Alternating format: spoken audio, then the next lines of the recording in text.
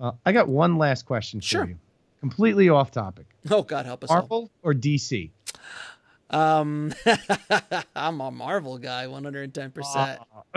I am a Marvel. Interview's I am a Marvel guy, 110%. And if we want to, if you want to geek, thing many times. So. all right. So this will be a special episode, and I will have it called Marvel versus DC, and it will be a side little episode that we're going to toss out there. So let's get into it. Okay. The reason I am a Marvel guy, and I have been a Marvel guy since I was a kid. Spider-Man was my first guy. That's the first hit superhero I was introduced to. Fell in love with Spidey, and then I started falling in love with all the other characters. My favorite character now is a toss-up between Spidey, Wolverine, and Hulk, but generally Hulk is my favorite. I'm a Hulk guy. I love Hulk. And you sound like my brother. My brother does that all the time. He loves Hulk. He loves Marvel, and I'm a DC. Right. So the problem I have with DC, other than their like Elseworld stuff, which was amazing, or their Vertigo titles, which are amazing, great writing. The Swamp Thing stuff with Alan Moore, amazing. You know, they have some amazing titles, and they had some amazing storylines, and some Watchmen, Jesus, you know, V for Vendetta, like all that kind of stuff. I'd love DC for. Batman is basically a Marvel guy in the DC universe. I'm sorry, but Batman is basically a Marvel superhero in the DC universe. He is. He's the only human. He's the only human being that has flaws and that can get hurt. Everybody else is a fucking god. Wonder Woman, God. Green Lantern, God. Superman, God. Aquaman, God. Flash, God. Everybody. Martian Manhunter, God. Like, everybody is a god.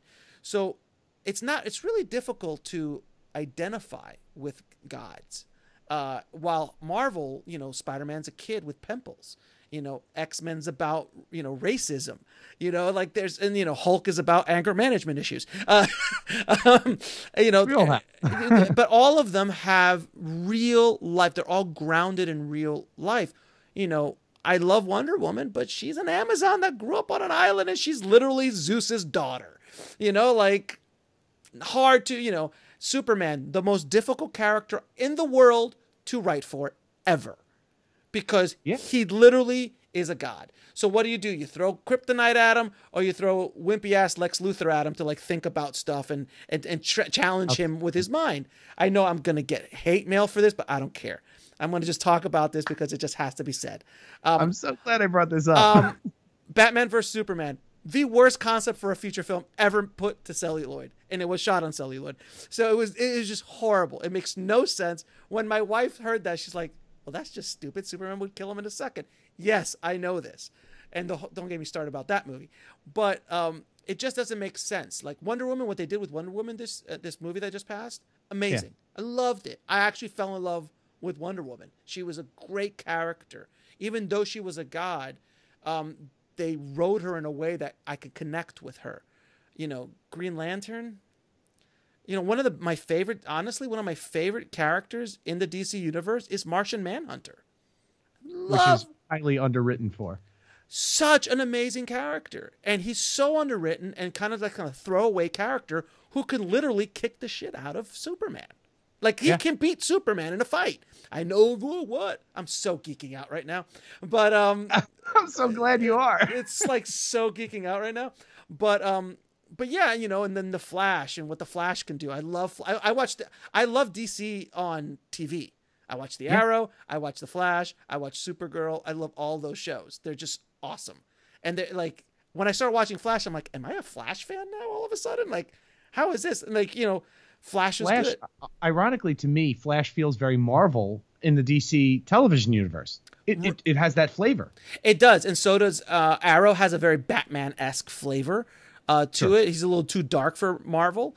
And then I think Supergirl, she's another one, very well written, very well done, but she does struggle with the same problems of who's gonna beat freaking Supergirl? You're impenetrable. How do you updo the last week's episode? It's tough. It's tough to write the guys who created Superman and Supergirl and a lot of these characters wrote themselves into a corner because after a certain point they just get tough to write for. They're like, at a certain point, I was watching a Superman documentary once, and they were like, we wrote an episode where Superman blew out the sun, or blew out a sun. And like, where do you go from that? Like, seriously, like you're Superman. You blew out a sun. Kryptonite, really? Like, red kryptonite. Here's a little rock. I can take you down. It just doesn't make sense. So that's my defense for Marvel, DC. We can go into it for other hours, but I do look. Batman is still one of my favorite characters of all time, as it is for most people because of how cool he is. I love Batman. But you know what? Your point on saying that he is probably the only one who's similar to the rest of the Marvel universe. Yeah, is absolutely correct. Direct correlation to Tony Stark. I mean, would be his counterpart, I guess. In basically, yeah, Tony Stark is basically a very lighthearted Batman with drinking issues.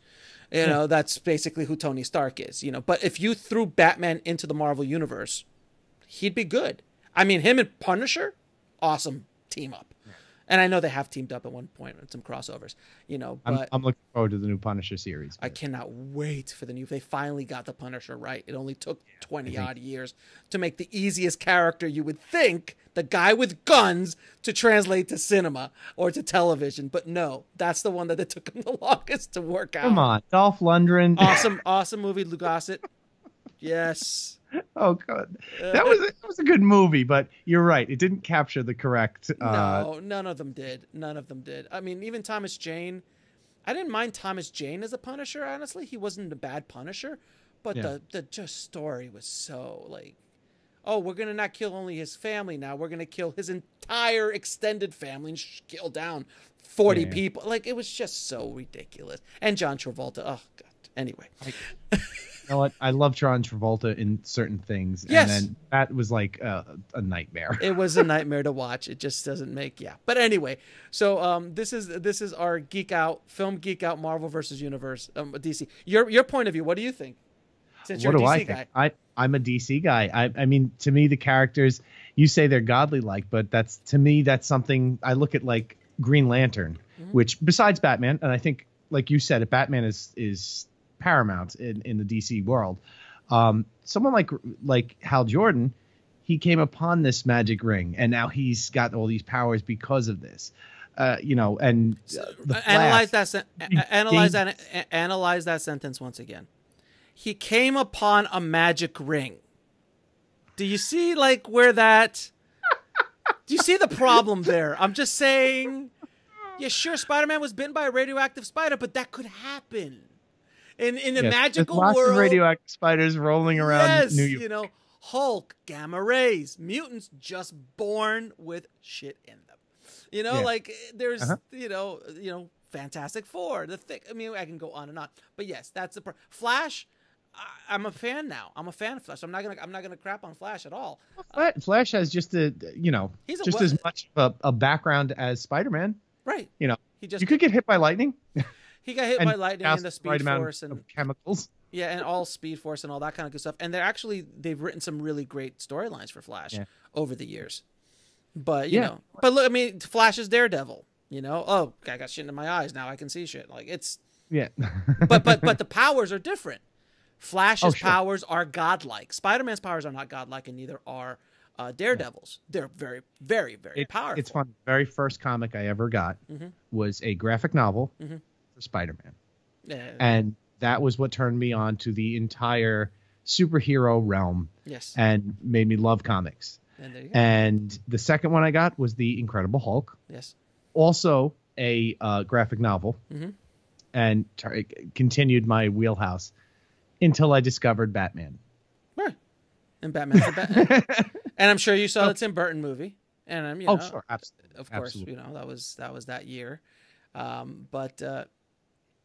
And if I like to finish it with this because I want to be put publicly on. I want to make a on the record statement about the DC universe, cinematic universe.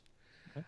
What DC and Warner Brothers are doing is so ridiculous in many ways. And what I'm saying when I say ridiculous is that they have the opportunity. They have some of the greatest superheroes of all time.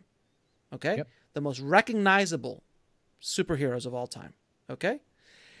They are in such a rush to catch up to Marvel, who has a 7 or 8 or 9 or 10 movie head start on them, that they jammed all that shit into Batman versus Superman. They made Superman moody and dark. You don't make Superman moody and dark. You make him like Wonder Woman, hopeful and everything, but that's another story. Now they're doing the same thing. They threw in Justice League. So, by the way, Justice League, I just saw, came up with a 43 on Rotten Tomatoes. Just saying. So far. That's hopeful. Yeah, well, it's better than Batman versus v Superman. That was 26. Well, yeah, exactly. So you're throwing a bunch of characters in there that nobody really knows or has any emotional connection to. So they're expecting Justice League to even compete with Avengers. Okay, yeah. Avengers, I don't know if you know as much about Avengers, but Avengers was like a throwaway book. No one read Avengers. No one collected Avengers. It was not one of the hot books. So when I saw that they were going to do Avengers, I'm like, wow, because they have to, because they don't have X-Men anymore. So they're like, all right, well, we're going to go down. So we're going to introduce Thor. We're going to introduce Iron Man, which was an arguably a B-level character, sure, in the Marvel universe.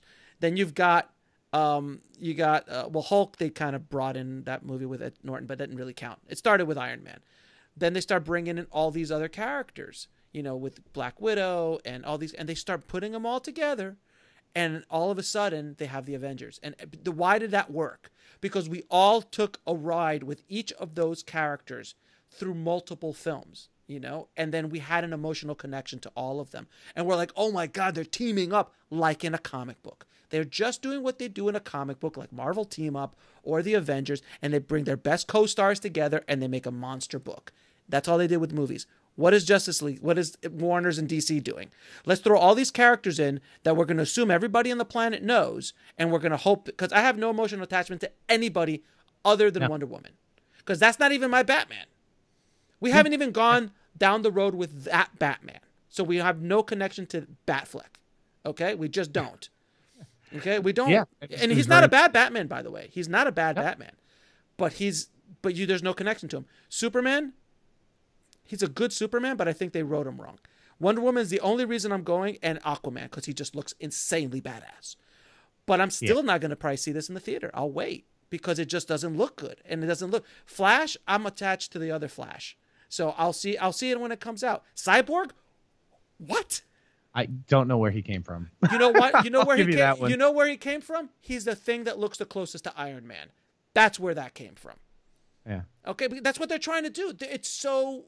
just transparent. If they would have just taken their time, taken the next 3-4 years to build this up properly and introduce these characters slowly but surely and bring them in. Cyborg's not going to get a one-off film right away, so why don't you have him team up in a Wonder Woman movie or in a Batman movie or in the Aquaman movie, just like Iron Man did with Black Widow and they did with Hawkeye. They haven't had their own movies yet, but they've guest starred.